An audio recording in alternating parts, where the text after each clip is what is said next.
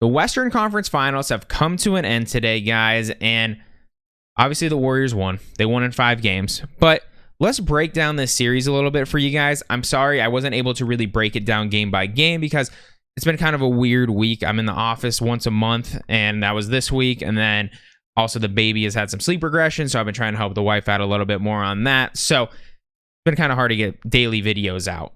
But what an interesting Western Conference final. Or let's just bunch it together. Conference finals. The Eastern Conference been blowouts every single game. Western Conference been blowouts every single game. Like, as a sports fan, I'm just trying to watch a good game. Like, the closest game we've seen so far in these playoffs, I guess you could say game 4, where the Warriors bench made a miraculous comeback, was in the Western Conference. That's like the closest one we've seen. And then on the Eastern Conference, I guess last game was the closest one, but it was literally just horrible basketball. Like, I wanted to turn it off at halftime. I was like, the Phoenix Sun in game 7 against the Mavericks going to beat them.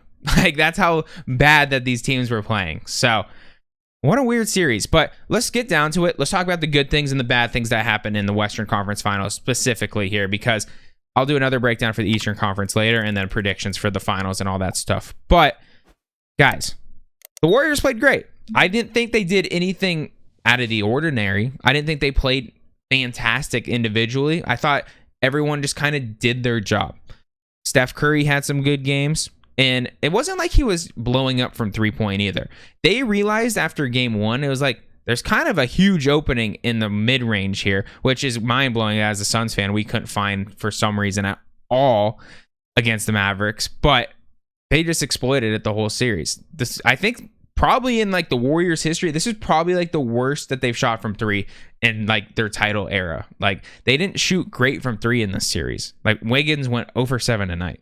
So Steph played consistently good. He was driving and getting to the hoop a bunch with his quickness, and I thought Steph played pretty well.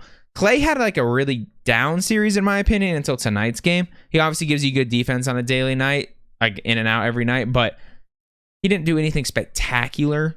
Looney played decent. He had a couple games where he's getting a bunch of boards. Jordan Poole had a consistent series. Like, he's done pretty much the whole year for the team. No blow-up games where he's just like, oh my God, you can't stop him, because he does have those every once in a while. But in my opinion, the biggest player for them was Andrew Wiggins in this series. Andrew Wiggins has said, you know what, guys, I was an all-star this year. I need to come out and show you guys why I was. And he played very, very good this series. Yeah, he went 0 for 7 tonight from 3, but he still went 7 for 16 on the night and scored 18 points. So Clay obviously was the star tonight. He hit 8 threes, so good for Clay. But I thought Wiggins was like the star of this series, and just like him playing well just makes that team like basically unbeatable in my opinion, because obviously you have Steph, you have Clay, and then you have Draymond always doing his role. So you get 4 legitimate players there. Obviously, Looney's solid, but you have 4 legitimate players with Wiggins, and that's pretty hard to stop on most nights. So, Wiggins, congratulations, dude. I thought you were the MVP of that Warriors series. Let's talk about the Mavericks. Let's just like bunch their role players together and be like, what happened to you guys? First round, draining threes. Second round, draining threes. This round, they just disappeared. And I want to say it was the Warriors defense, but they were getting a lot of clean looks. I'm not like dissing the Warriors defense. I thought they played a fine defensive series. Like, they shut them down, did what they're supposed to do. But there was a lot of open shots, and they really showed like, yeah, you guys are truly just like role players. Luka really needs to get a superstar on his team. I think that obviously Brunson had a pretty solid series. He always plays solid. Dinwiddie might be the hottest player in basketball right now, the way he's been playing in the last like 6 games roughly, because he went off again tonight. He ended up with 26 when making 5 more threes. He played super consistent for them. He really should have been getting more minutes. He finally got 32 minutes tonight, but like throughout that series, they really should have been giving him more minutes in my opinion. Jason Kidd, he coached this playoff team very well for what he's given, but Luka hurts his team.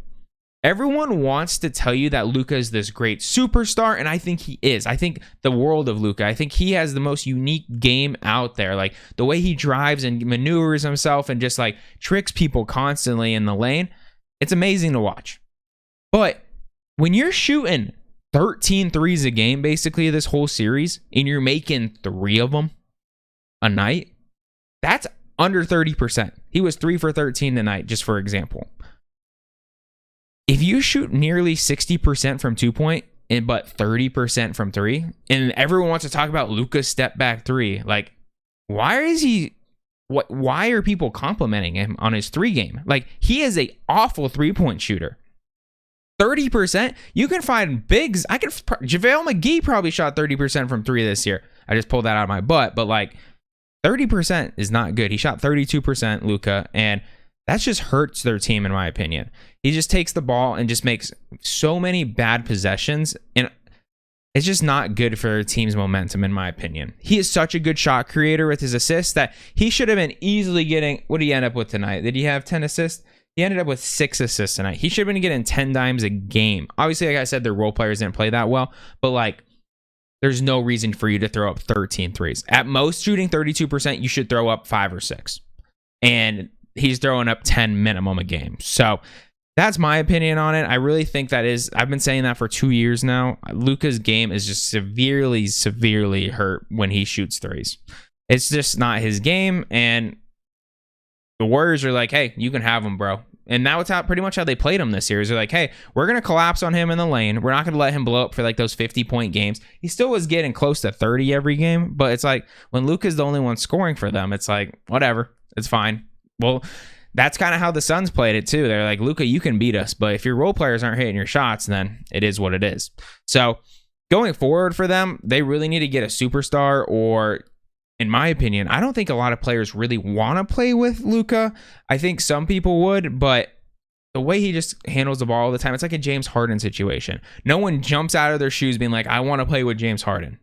No one has ever done that in their career. So it's interesting to see where they're going to go with that team. But going forward, obviously, I think the Warriors are the favorite to win the finals. I think the Eastern Conference could get interesting if it is the Celtics, because they have some really good perimeter defense. So I would be really excited about that series. But like I've said, maybe the whole finals are just going to be blowouts every other game. Like, maybe it'll go 7 games and not even have a single close game like this Phoenix Suns series. So very interesting playoffs so far. Shout out to the Warriors again. I'm not a hater. There's a lot of hater Warriors fans out there that just want to trash on Suns fans. I don't like to talk crap. I like watching good, clean basketball, and the best team wins at the end of the day is my favorite kind of basketball.